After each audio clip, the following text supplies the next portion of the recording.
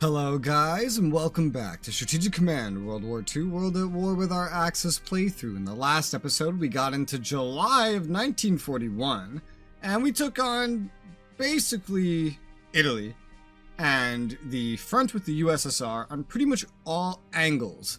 Now, we have a lot to do this episode as well, but one thing in particular that I wanted to do is I actually decided to not attack with the Isthmus Army last episode against this enemy corps just sitting here and seems pretty open to attack based on the fear of like, oh, well, I'm gonna get damaged. I don't want to get damaged. But something I realized is I could just swap him out. I have two corps behind him in places that can supply themselves. Therefore, if I do take casualties, I just swap out, put a corps in, hide behind fortifications. Even if they do move up into this town, I don't think these corps can keep up the damage to actually push. They don't even have infantry weapons. And I don't think the Soviets can spare the supplies, the troops, to actually reinforce this front and try to push it. So let's go ahead and attack with this army against this enemy corps, dealing 4 damage, taking 1 literally exactly as we have expected. In that case, I can go ahead and probably just swap this 10 strength one in for the time being. 2 out of 3 entrenchment, only lowered it by 1. Probably not go on the offensive in this state. 1-to-1 really just doesn't make sense to take, seeing as what we really want to do in the long run is just hold this town, not deal just as much damage as possible. Moreover, we just want to exploit the ability to dish out excessive amounts of damage as we can. So looking at Japan, this is the biggest front we're going to have to tackle this episode.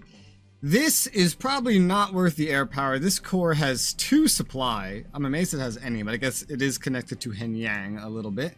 But it's basically out of supply. Its entrenchment is high, but readiness and morale is low. We have it surrounded by a fuck ton of armies, so this will be easy. Let's start by attacking with the 13th Army against this corps. Just straight up ground assault. 5 damage dealt, 1 taken. Whoo, alright, well, you know, I'll deal with it. I suppose I'll move the 13th Army forward, just down the road, into these fortifications, not that they matter, just to push up the front line, kind of shore that up a little bit. This army on Wuhan, oh man, it would be so great to just be aggressive with that, but it also is in just a very good position to recover. I think I'll move the 3rd Army up instead. This would be a blitz attack, though, if they attacked. Also, we have no action points since we just moved up there, so maybe I shouldn't have done that. I don't know. Let's just attack and see what happens. 3 damage dealt. None taken. I mean, that can't really be a loss then, now can it? I'll take this corps and try to finish off the enemy corps. There you go. Enemy corps finished off by our corps. No damage taken. Very nice. I'm very happy with that. We have now several directions to push, all of which will contribute in some way to something. I would love to get this bitch up to 13 strength. Believe me. Oh, look at where I can use my air support, because that was the only really easy one to get through. I'm sure I handled it inefficiently already as is, but we don't have any easy targets over here anymore. Just down to this army again. So I think I'm going to open up with the brand new tactical bomber that's come up here. No XP yet. An attack. They have interceptors. We have our escorts. We deal 6 damage. We took 2. We dealt 6 damage. Oh my god. We took 1 damage on the bomber. Jesus Christ, that poor fighter. I'm actually a little amazed we took damage, but this is a new bomber, I guess. Readiness morale still pretty good here. It's gone from 2 to 2.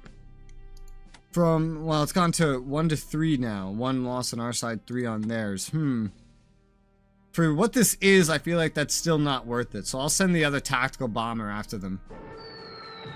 Dealt 1 damage just up front. No damage taken. Oh my god, the morale has been shot. I'm going to go ahead and I'm going to replace the Konglomerat HQ's leader to just one of the remaining level 7s. That'll go up to 8 with our next upgrade. We're down to 264 MPPs. Looking at what research we could probably do as well. There's some things that could definitely be useful. More advanced fighters, longer range aircraft. Yeah, even mobility, spying, and intelligence, potentially. I'm gonna start getting all these carriers over to the east because we're not really gonna get any more major upgrades for them, and they need to be ready for the attack on Pearl Harbor that will be coming. It is inbound. You make sure they end up somewhere where they have some supply. They don't have to get perfectly in position yet, so just send them as close as we can get them kind of naturally. Just starting to get in position, not really overthinking anything just yet, getting everything together. Every carrier that we have, which is 1, 2, 3, 4 fleet carriers and an escort carrier. Don't think there's anything else. I think that's all of them. We will also have to pay for these special forces to start getting ready. The more I look at how I have to prepare for this war, the more, like in the Pacific, the more I realize how limited that makes me in China. I've been very blessed by the fact that, and this is like what real life Japan had too, by the fact that I could just pour everything into the war with China without needing to worry about anything else. Like I have split attention as Germany, as I got a comment saying, oh, I wonder how long the Africa Corps is going to spend half reinforced in Italy. Well, shit, me too. I just had so much other MPPs to send elsewhere. I didn't have the ability to move them, and I still haven't reinforced most of them. That's going to end up being the problem in the Pacific here as well, because when the oil embargo happens, we're going to lose 75 MPPs a turn as Japan. America's leaning is up to 44%. It's been slowly going up, and I don't think it's going to slow down anytime soon. Knowing how America works, let's actually look, get some numbers, graphs. MPPs, oh yeah, okay, so collected income. They were at something like 180, bumped up. The most recent bump sent them from something like 200 to something like, oh, what is this, like 230? 200 to 230 roughly. That is a big jump in like one turn. Don't know why it went back down, but assuming roughly that's a big jump in one turn. Oh, you know what it probably is? It's probably, well, it might be, I don't know, probably not. I don't know what it is. I'm just thinking about this convoy they have here. It's going to keep going up, and they're going to gain these MPPs at such a rate that it's going to exceed 75 MPPs a turn that we're going to lose. For example, it's going to keep creeping up, whereas we won't keep creeping up unless we just keep taking Chinese stuff really, really quickly. Ideally, we reclaim all the oil here, but also the war is going to expand, right? That's not just it.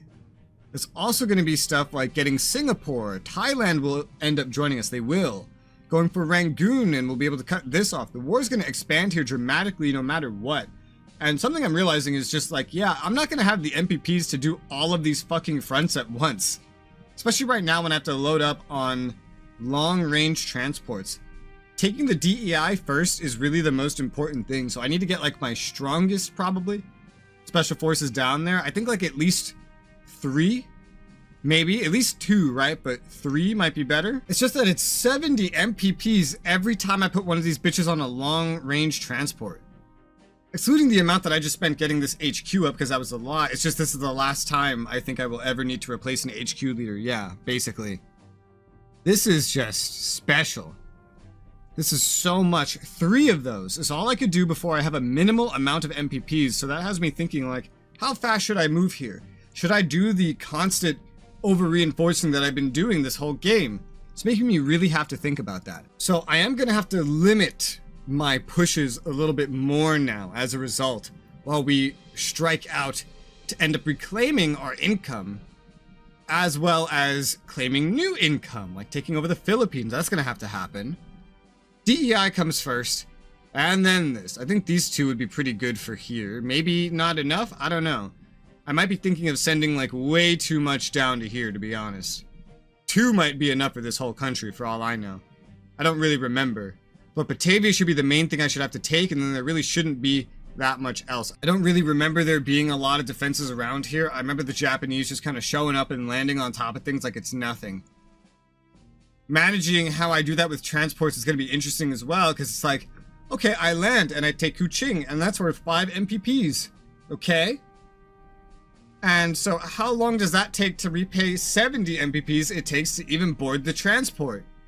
Well, 5 times 10, We got 12, 14. That's 14 turns.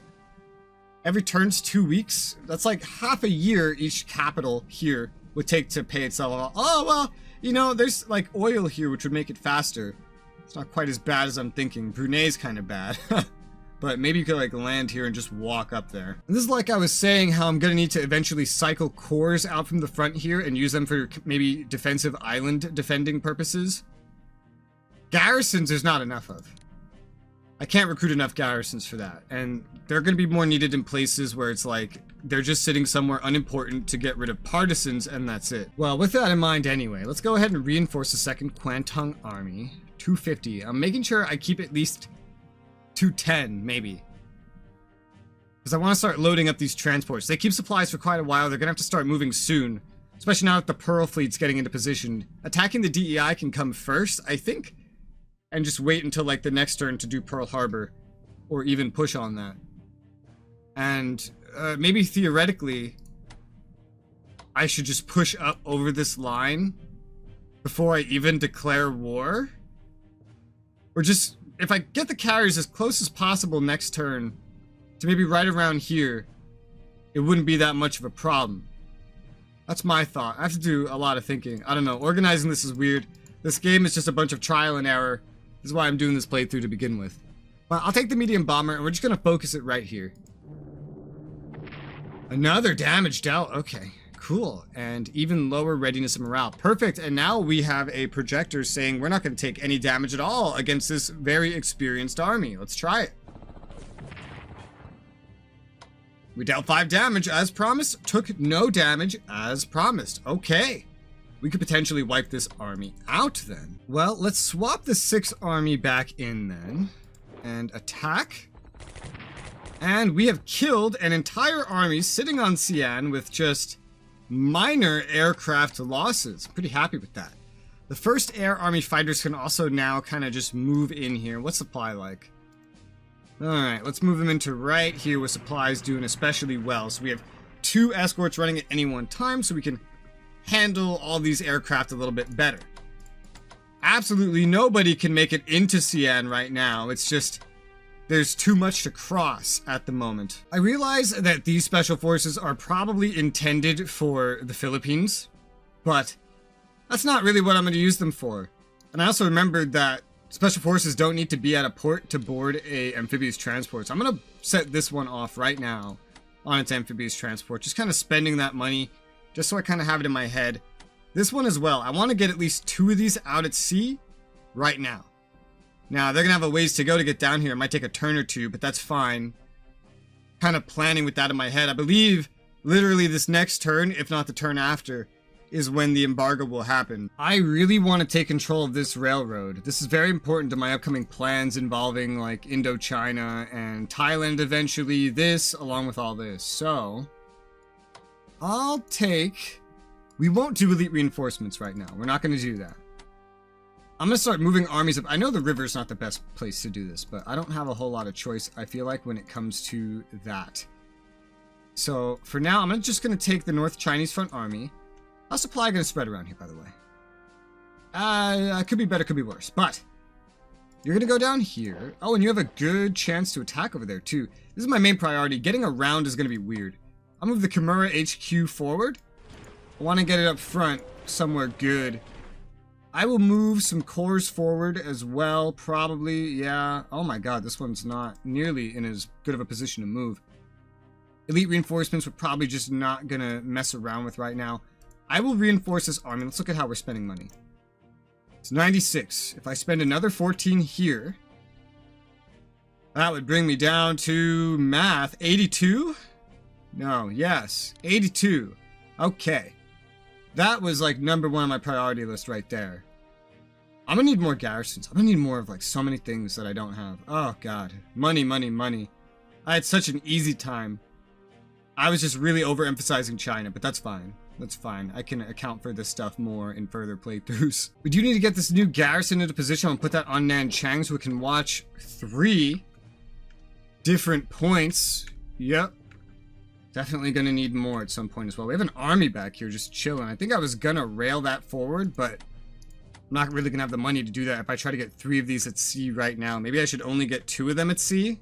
I'm not sure. Because my big thing here is that I just want to really make sure the DEI falls to me in like 1 turn by taking all of the relevant places. Maybe that happens so long as you just take the capital and nothing else. I'm not sure. So long as they don't have any alternates, right? And they don't have any alternates, so maybe I don't need to be planning as far ahead as I am for that. Maybe I don't need to be as excessive. I feel like sending 2 just to be sure would at least be smart.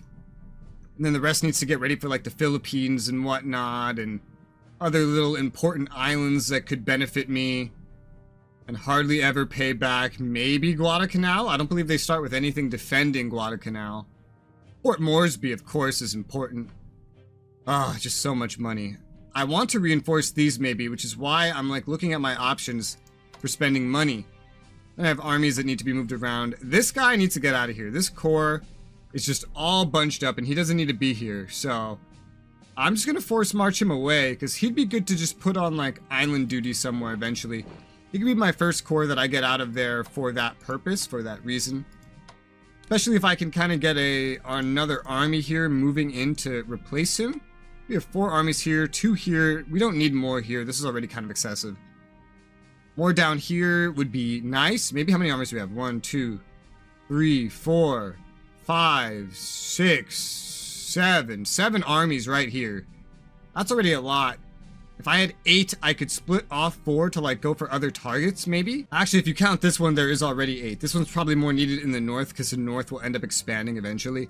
So long as I stay on rail lines, I'll be fine. So I'll just move him up to Suchao for now, just taking the normal path down the line, not paying for any operations. If I just say fuck it and attack with the way these troops are right now, I can very likely kill this enemy on Nanning. So I'm gonna try it. Let's try with the 17th Korean Army. 3 damage dealt, none taken, just as promised. Let's try with the Indochina Expedition Army. 3 damage dealt, 1 taken, unfortunate. And then we could probably finish it off here with the first corps. And there you go, 1 damage dealt, wiped it out. We took some damage, unfortunately. However, this is nice and taken. In fact, and supply will spread pretty well. Ooh, I will move just the Indochina army forward for now. How's supply going to spread now? Still not the greatest here, so maybe I don't want to move the Korean army forward yet. I'll move the Central Expedition Army forward. Oh man, I'm very tempted to attack this. I don't really know how it's going to go though. Almost all of these are blitzes, not all of them though. Let's try it with the one that has the best chances, the Central Expedition Army. Let's give it a shot. 2 damage dealt, none taken. Did a little less than we were hoping to, but it's something. Let's attack with the next one. 3 damage dealt, none taken. Pretty good odds now. Oh, this is possible. 4 damage dealt, none taken. Oh, this is doable. If I just move like one thing a little more forward, either this corps or swapping this one in with this army, potentially. I'll try this corps. And there you go, 1 damage dealt, 1 taken, unfortunate, but not the worst thing that could have happened. I'll put the garrison over here for now, just to be sure. Supply will spread, but not the greatest. Maybe if I take this. Take Henyang. And no, still not that well.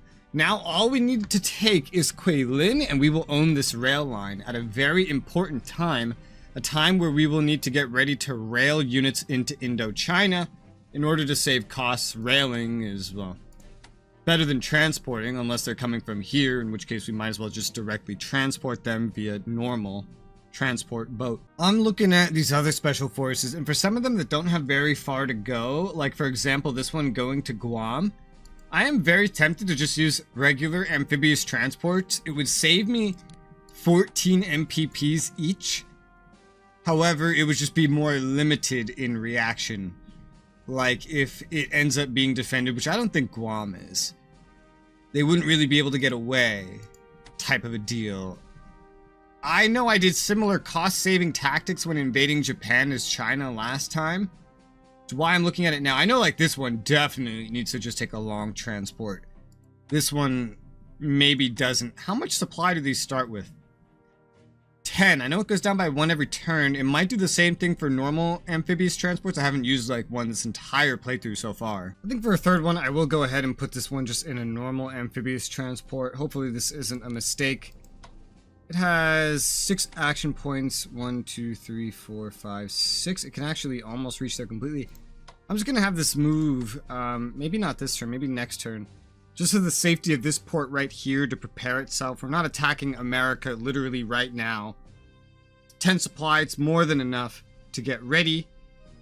2 upgrades, nice. Yeah, we're not gonna get any research done because I need to put the MPPs right now into these other things. Especially into getting ready. I'll be more open to research when I'm ready. We have 1, 2, 3 more right here. Oh, sorry, 4. Oh, God, help me. 5, 6. So basically, I need to be able to spend like 200 MPPs a turn, per turn, getting these ready for like 3 turns, or 2 more turns. I don't even think I'm going to make that much in the next few turns, because I think I'm going to lose my DEI income, and that's really going to fuck with me. But maybe we've gained enough from China at this point to make it better. Either way, I saved 26 MPPs for now. I might just save that overall. I might use it on something else here. I can go ahead and move this core forward. Or backwards, really, it's up to me. Some cores I definitely want to eventually just move out of here because, well, they're not going to be needed here anyway. Moving cores down this way is no big loss because we're right next to a port here and here that we could just end up taking. I don't know what partisans the places I'm invading are going to have, so I don't really know what I need to respond with in terms of cores. However, what I do have is my victorious game as the allies I can look at to see what the partisan map is. So there is a partisan point on Brunei. God, look at the MPPs it just shows that we have. Why are the numbers so high? I don't know. There's only 1 on Manila. There's 1 on Brunei. The Pacific doesn't have a lot, does it, in terms of partisans? So actually, for only partisan duty, I won't actually need very much. It's mainly just defenses otherwise. Okay, well that makes it a lot easier than I thought it was going to be to figure that out then. Well, I already have this 1 core going back to a port. This one's going to go here, not for the purpose of leaving off of a port, but actually for the purpose of healing, because supply here will be better. 7 instead of 5. So here, I think I'll take the one that hasn't attacked. I'll move that forward because it has XP. Like, it has more, and I want to keep that here then. We're just going to move up. I don't think I'm going to attack with these odds. It doesn't really seem like the smartest. I can. Doesn't seem very advisable to me, however. This other one is just going to start walking its way back to a port, so it can also kind of get ready to transport out of here. 2 cores getting ready to leave the Chinese front and sail out to just sit on places like Manila and Brunei where there are partisans. I will definitely want more eventually for defending just capitals in general. Kuching, Batavia, maybe even strategic port areas would be pretty nice in important locations, especially closer to America where I expect eventual reprisal. But just moving those 2 for now should be enough. Oh, and speaking of units, we have paratroopers available. So let's go deploy those just over by Nagasaki for now, get them ready to transport off. These are, actually, I don't know. I was gonna say, these are definitely going to China. They could probably do the most good in China, and they could replace a core easily, like another core. Could be swapped out. And this is a lot more versatile than a core, for sure. Probably what I'll do with it then, yeah. Transport that in to get another core out. Also, some might have to go into places like Indochina and whatnot, Rangoon as well. Gotta keep that in mind. I don't know if keeping these in ports actually helps with supply, but I'm gonna put this in port to try to hold its supply so it doesn't, you know, lose more. Just like, so all of them are actually in ports now, but these 2 will have to get moving kind of just by themselves. That much is certain. If I have that paratrooper coming in and it's going to replace a core, I think I know what I'm going to do. I'm going to take this core off of where it is. I'm going to move it up towards Peking for now. I'm going to take this core. Well, it could probably stay here for now. It doesn't need to really move up here, but it can respond if need be. I'm going to swap this core out, get it upgraded, and then prepare to move it out, and then replace it with the paratroopers. I feel like they would be crazy to try to advance past these mountains because I know I tried it as China and the supply does not keep up. These mountains are as much a protection as they are a hindrance just like the Atlantic and Pacific Oceans are to America. They keep them very safe, but they are still a hindrance. With all that being said and done, I believe that we are all said and done for right now in terms of everything that we can do / are going to do over here in Japan. It's not really anything else to spend on or do or that I can afford in general. Looking over here for a moment, I got a comment that I wanted to address. It was of someone saying that he believed that I could take on this carrier and kill it for sure. I responded to it, and I'm just going to respond to it verbally here. I disagree heavily because you saw how I took it on, right? Like, it started out like over here, and I attacked it from where I had line of sight. And then I made sure to move specifically on the coast where I had line of sight already to avoid provoking anything that was around it. This is where I saw the task force move when I saw it approach from the east, and I got an idea of how many ships were there because I saw all of them move up here. Those ships haven't come back down through here. The AI usually doesn't sit ships in port unless it's like way back here, but even then it's very bad about doing that. It uses everything it has at once. I haven't seen those ships come around over here anywhere. We've had a pretty good amount of line of sight in this region, meaning they haven't gone home. They haven't gone past here after these, so my idea is that they're still somewhere in this hidden stuff. Now, this could mean that they are literally filling here. There could be a dozen of them. There could be half a dozen, and they could be over here having gone ahead of the carrier. I don't know. But I'm still pretty confident. Now, I'm not willing to sail out any ships to try to kill this carrier, to try to be opportunistic because of those fears that I have. You know, what's the point of killing a carrier if I'm going to lose a battleship or something in return, and I would need one of the battleships in order to finish that off, or I would just definitely be sacrificing one of my cruisers. However, I believe we do have the capability to do some scouting with this Italian fighter to get an idea. It can't go very far, but right around here should be enough to give me an idea. If I spot even one ship, then I know the task force is still in the area. Because in this game, the AI operates its ships, especially its carriers and etc., in fleets. I have like 100 episodes now that can kind of display it between the last playthrough and this one. So I'm gonna scout just to try to prove a point. Just to try to see if my hunch was correct. Because this is like one of the first times I think my hunches have ever been challenged. So I hope this doesn't get intercepted. Okay, no interception, but going as far as it can, we can see that there is definitely a light cruiser here. Now, there's nothing else over here, but this is what worries me, right? This is the approach path leads here. There could also be stuff here surrounding it. And even then, if I got this close, and if there was even one more ship here, which it very well could be, there was like at least half a dozen ships in this fleet, I could get stuck, unable to get back to a port and lose my Italian ships. Because remember, all of these enemy ships were like fully upgraded. They had tons of upgrades, matching or better than what I can get as Germany. Italy's not prepared for that. They don't have anything close enough to really get in, hit, and get out, especially if they get caught by something, they're just going to get stuck there. So while this scouting didn't show off the entire enemy fleet, it allows me to better show what I'm thinking. You know, at show, don't tell, that there is definitely naval presence somewhere around here, that if I don't sit and hide and, you know, just only attack when it looks like it strays too far away, I can definitely get caught up in a fleet battle that the Italian Navy is not ready for due to my dedication with Italy to land performance, for taking over Greece, and then for committing to Libya. So that is why I'm not going for it. I don't think losing an equal or higher amount of MPPs as Italy to kill a carrier is going to be worth it in the long run. So I hope that helps explain my line of thinking there. But that is all I have time for this episode. This was a lot of thinking, a lot of planning for the war in the Pacific. We kind of have all the plans kind of going. We kind of understand everything now. I still need to spend these German MPPs, but that won't be too bad. Maybe also spend Italian MPPs reinforcing some subs. And then once we spend our MPPs, we will be ready to move into the next phase, the next month. That's right, it's months, not even just 2 weeks, 6 turns. Oh god, 12 turns. Oh man, wait a minute, this isn't half a year, I think.